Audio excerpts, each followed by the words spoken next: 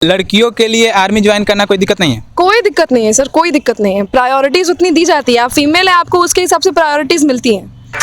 Same to same यहाँ पे army की तरह तैयारी की जाती है। जिस तरह से आर्मी हमारे देश के नौजवानों आर्मी की तैयारी करा जाता है, उस तरह से हमारी तैयारी करा जाता है। क्योंकि जब देश हमारे संकट में होता है, हम उस तरह से दुश्मन से लड़ पाए। इंडियन आर्मी में जाते हैं तो बहुत ही सख्त होता है, क्या ये सच है क्या?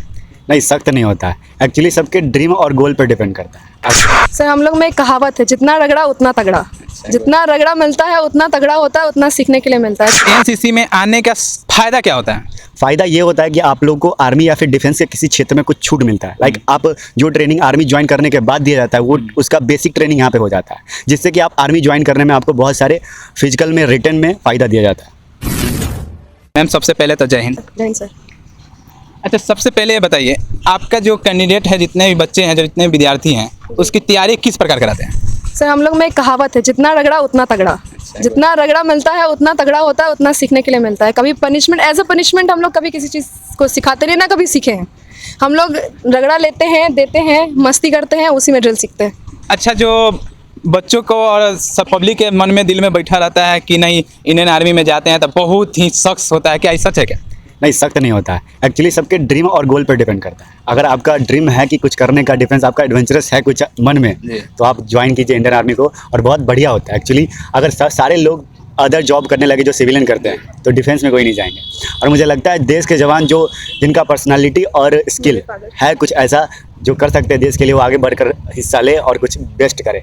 क्योंकि अगर हम लोग ही आगे ना बढ़े तो इंडियन आर्मी में वैसे लोग ना जा पाएंगे जो बेटर कर पाए। इसलिए हम लोग कोशिश करते हैं एनसीसी को और बेटर बनाएं, क्योंकि एनसीसी एक ऐसा प्लेटफॉर्म है जिससे बंदा जीरो से लेकर हीरो तक जा सकता है। मैं खुद एक आरडीसी कैडेट हूँ सर, और यहाँ से रगड़ा खा के प्रेसिडेंट और प्राइम मिनिस्टर से मिल गया। तो कोशिश रहता है हमारा कि इससे भी बेस्ट बनाए और एनसीसी को और ऊपर तक लेकर जाए। चलिए, अच्छी बात है। देखिए, एनसीसी को आगे ले जाना देश के लिए बहुत ही अच्छी बात है, क्योंकि अगर इसे आगे बढ़ाया जाएगा तो बच्चे से ही हर नौजवान युवाओं के मन में ये हो जाएगा उत्पन्न कि हमें देश के लिए जीना है, मरना है, चाहे जो हो जाए।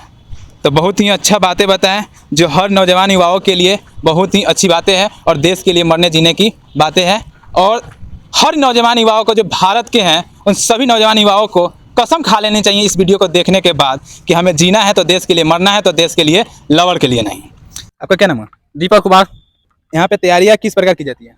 सेम टू सेम यहाँ पे आर्मी की तरह तैयारी की जाती है। जिस तरह से आर्मी हमारे देश के नौजवानों आर्मी की तैयारी करा जाता है, उस तरह से हमारी तैयारी करा जाता है। क्योंकि जब देश हमारे संकट में होता है, हम उस तरह से दुश्मन से लड़ पाए। हमारे अंदर से थोड़ा भी भय नहीं रहा है, जिस तरह से यहाँ पे तैयारी कराया जाता है। क्योंकि हम अगर दुश्मन से डर जाएंगे तो हमारे देश की सुरक्षा कौन करेगा? अगर हम नौजवान अगर दुश्मन से डर जाएंगे तो देश दूसरे लूट लेगा। इसीलिए हम लोग को हमारे सरकार द्वारा यह एक अच्छा काम किया जाता है कि हमारे देश के नौजवानों को एक सेना की तरह तैयारी कराया जाता है। देखिए, एक सीने की तरह तैयारी किया जाता है, और आवाज़ों में भी सेना के ही आवाज़ देखने को मिला है। और ऐसे ही हर युवाओं में जोश होना चाहिए, जुनून होना चाहिए, जिससे हमारे देश की रक्षा के लिए हर संभव प्रयास करे और आगे रहे, तत्पर रहे, और अपने कर्तव्य से पीछे न मुड़े।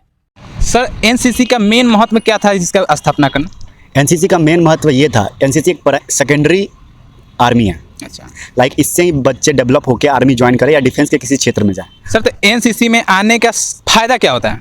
फ़ायदा ये होता है कि आप लोग को आर्मी या फिर डिफेंस के किसी क्षेत्र में कुछ छूट मिलता है। लाइक आप जो ट्रेनिंग आर्मी ज्वाइन करने के बाद दिया जाता है, वो उसका बेसिक ट्रेनिंग यहाँ पे हो जाता है, जिससे कि आप आर्मी ज्वाइन करने में आपको बहुत सारे फिजिकल में, रिटर्न में फ़ायदा दिया जाता है।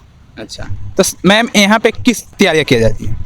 यहाँ पे हम लोग को रिटर्न का भी तैयारी किया जाता है, जैसे राइफल वगैरह के बारे में जानना, मैप। जिस आर्मी में क्या होता है कि बहुत जगह हम लोग को नाइट मार्च करना होता है, बहुत जगह हम लोग को, तो मैप किस तरीके से रीड किया जाता है, मैप के सहारे कहाँ से कहाँ तक जा सकते हैं, ये बताया जाता है। ड्रिल इसलिए सिखाया जाता है ताकि आप किसी भी बैटल ग्राउंड में आप हारे ना, जीत के आए। सेकेंड लाइन ऑफ डिफेंस इसीलिए कहा जाता है एनसीसी को, ताकि वो चलते रहे, रुके नहीं। सबसे बड़ी बात, एक बात बताइए, भारत देश में देखा जाता है कि बेटियां को आगे नहीं बढ़ा दिया जाए कि नहीं तुम क्या करोगी, तुम लड़की हो, शादी करेंगे, घर में रहेंगे। तो इसके लिए क्या कहना चाहते हैं? सर, वो जमाना चला गया जब बेटियों को कहा जाता था कि घर के अंदर रहो। अब जो गांव में रहने वाले भी है, वो भी चाहते हैं कि उनकी बेटी आगे बढ़े, कुछ करे। मेरे फादर खुद ही आर्मी में हैं, वो मेरे को पूरा सपोर्ट करते हैं कि हाँ बेटा तुम आर्मी में जाओ, तैयारी करो। मैं गाँव में भी रही हूँ, लेकिन मेरे गाँव लड़कियों के लिए आर्मी ज्वाइन करना कोई दिक्कत नहीं है? कोई दिक्कत नहीं है सर, कोई दिक्कत नहीं है। प्रायोरिटीज उतनी दी जाती है, आप फीमेल है, आपको उसके हिसाब से प्रायोरिटीज मिलती हैं। यानी कि न लड़का न लड़की, किसी में भेदभाव नहीं तो नहीं सर। चलिए, तो जैसा कि आपने देखा, आपसे एक अपील करेंगे, नौजवान हो या आप बुजुर्ग हो, तो अपने नौजवान बच्चों को इस एनसीसी में आने के लिए हर संभव प्रयास कीजिए कि एनसीसी में आइए तो आइए और ज्वाइन कीजिए और देश के लिए मर मिटिए, क्योंकि देश के लिए जीना मरना ही पहला कर्तव्य है। तो जय हिंद, जय बिहार।